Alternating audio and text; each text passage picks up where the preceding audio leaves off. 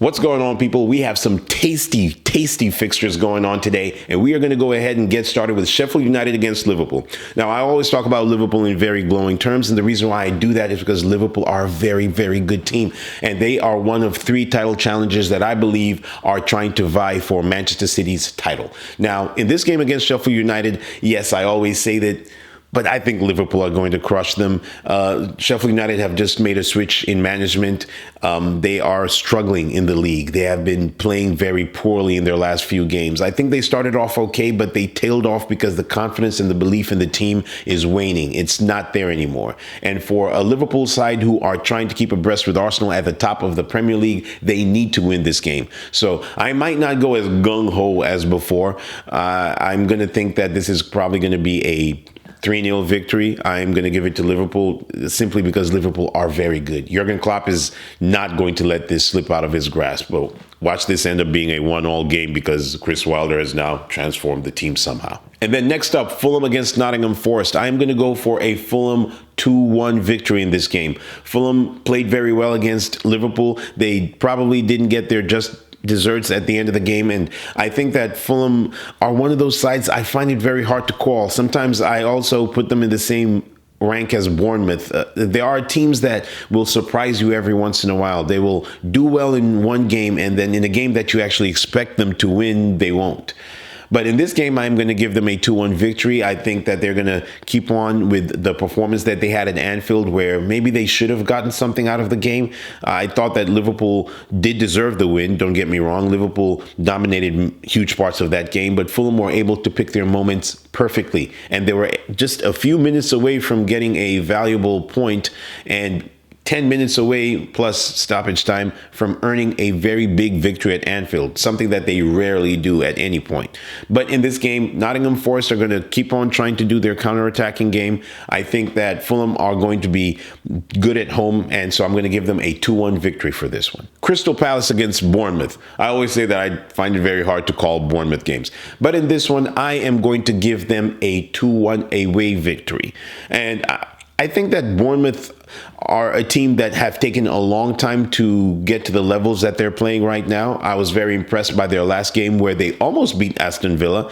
They managed to grab a draw. Well, Aston Villa managed to grab a draw. But I think that Iraola has turned his team around. I think that Crystal Palace are a team that are comfortably mid-table. But as I've said before, I do feel that Roy Hodgson's tactics are a little stale and they don't excite me. Whenever I find a Crystal Palace game, I don't think about them in glowing terms. I just think of them as a very solid team, but a team that doesn't give away many goals, but also another team that doesn't excite me. They have a lot of exciting players. I've said it before. I think that Olise is a great player. I think that Eberechi Eze is also a very good player, but I don't see them shining in this team. And I do think that it is time for Crystal Palace to move away from Roy Hodgson at the end of the season because he offers stability, but he doesn't offer much in the way of beautiful gameplay. So I'm going to have them losing this game 2-1.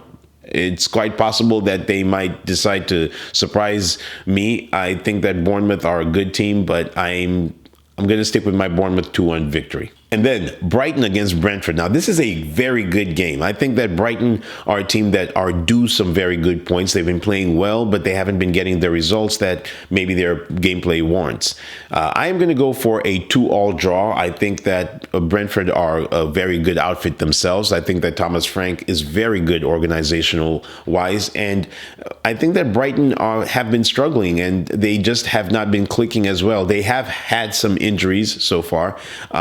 I've really missed gameplay from Julio Enciso. I think he's a very good player, and I think they're really missing him at the top of the triangle when they try and attack. Danny Welbeck has also been injured for a while, so there's a lot of things for Brighton to consider, and maybe January they might want to boost their team up a little bit because they have a very nice compact team, but one that is relying very heavily on some of the players that did very well for them last season. And while they were able to overcome that at the start of this season. I think, I'm not going to say they were found out, but I do think that they need to galvanize the squad a little bit more. They have no shortage of players coming in through the conveyor belt of talent that they're able to bring on. Ferguson is a very good striker. João Pedro is doing very well as well. But I do think that they lack a little bit in midfield, and so maybe they might want to boost that up a bit. In this game, I'm going to have them drawing 2-2 against Brentford. I think it's going to be an exciting game. I can see both sides scoring, and Brighton are entertainers, and so they, as well as they play as they go up front, they also leave themselves up open at the back a whole lot. And then the game that is probably going to mark the marquee fixtures of this midweek run is going to be Manchester United against Chelsea. If you want to call it crisis derby. But Chelsea, much less than Manchester United, because we can see what Chelsea are trying to do. The problem with Manchester United is that all these stories are starting to come left, right, and center about whether Ten Hag has this team in control, whether or not Sancho is going to be there in January, whether he's going to outlast Eric Ten Hag. There's a lot of stuff coming out of the Manchester United camp that is not going to help them at all. And when you look at the landscape of managers that could potentially replace Ten Hag, there's not much in the way of anybody right now who's available. It's going to be very, very tough for them to find anybody who's going to suit whatever they want to do right now. And we don't know what Manchester United want to do. They have no transfer approach. We don't know who they're going to try and bring in. We don't know what their gameplay is. We don't know if they are a possession-based side. We don't know if they're a counter-attacking based side. One thing that we could say about Chelsea is they are trying to solidify their home form, which has gotten so much better this season, as exemplified by the results against Manchester City, results against Arsenal, and even some of the away results. For example, the one at Tottenham, Tottenham played very well and most likely would have gotten something out of that game if it was 11v11. But Chelsea are still in their stabilization form. They are trying to stabilize the squad. Manchester United have been trying to do that for the last 3 or 4 years. And probably not since, I would say, maybe the Van Gaal era or the early Jose Mourinho era. Would I say that Manchester United have some semblance of gameplay? I would agree with Gary Neville when it comes to that. At least with Jose Mourinho, in my opinion, you could kind of tell that when they went into a game, they're going to be a counter-attacking based side for the most part. However, when it comes to Eric Ten Hag, I don't know what their gameplay is. And he kind of doesn't know what his best starting 11 is as well. Now, over to Chelsea, Pochettino has a lot of things that he's trying to work out. Chelsea being a team that is under heavy transition, a lot of new players, a lot of new squad members are going to make it very hard for him to choose from a consistent starting 11.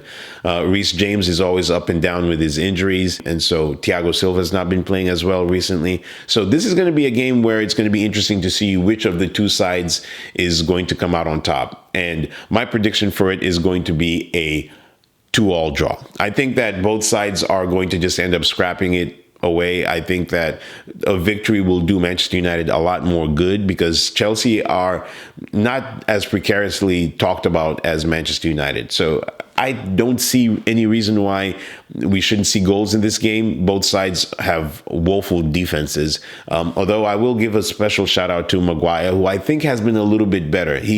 I felt as though when Manchester United were going through all their problems, he was made the scapegoat for everything.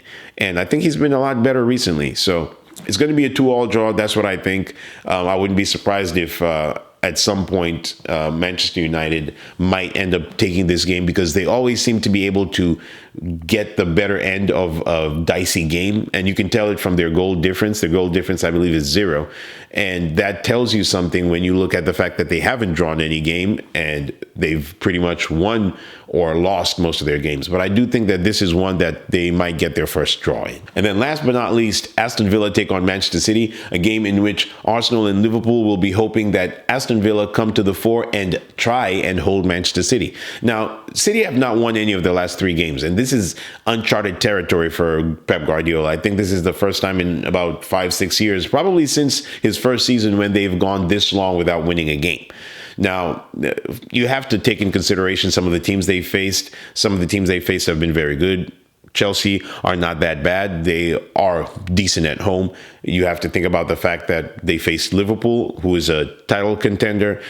This weekend, they faced Tottenham, and Tottenham are a good team. You know, they are a little bit up and down as well, but Tottenham are a very good team. And they were able to get under City's skin. And the hope for Liverpool and Arsenal is that Aston Villa can get under City's skin. Aston Villa also have a tough weekend fixture against Arsenal. So this is going to be a pivotal moment for Aston Villa themselves, because they are also trying to go for top four. Now, whether or not they're going to be able to stem the tide of a very angry Manchester City without Rodri is going to be one thing. But I do believe that this is a game where Manchester City will show us exactly how far they've come as far as their teething problems, because that's what I believe is happening to them without Gundogan or without Mahrez, and with the inclusion of Nunez and the inclusion of Doku.